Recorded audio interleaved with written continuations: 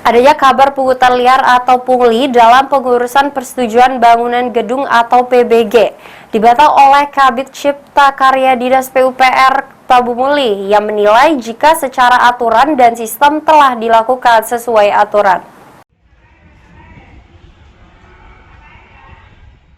Dinas PUPR Kota Prabu Muli memastikan tidak ada pungutan liar atau biaya di luar ketentuan yang ditetapkan dalam proses pengurusan perizinan PBG pengganti IMB.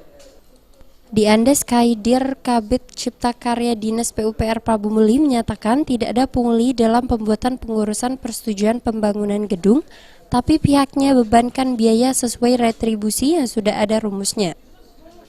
Di Andes Haidir juga menjelaskan proses pengurusan surat bukti kepemilikan bangunan gedung ini sebenarnya sama seperti IMB. Yang membedakannya adalah PBG dilakukan secara online sehingga pemohon wajib membuat akun di PBG. Secara umum, penerbitan izin rekomendasi dari PUPR bisa keluar dalam waktu 28 hari kerja, namun dengan syarat berkas yang diminta oleh sistem dapat terpenuhi. Sementara itu, pihaknya mengimbau kepada masyarakat atau pemohon yang ingin mendirikan bangunan agar langsung mengurus ke Sintab dan jangan ke perwakilan atau KOL. Biani Firdaus, PAL TV.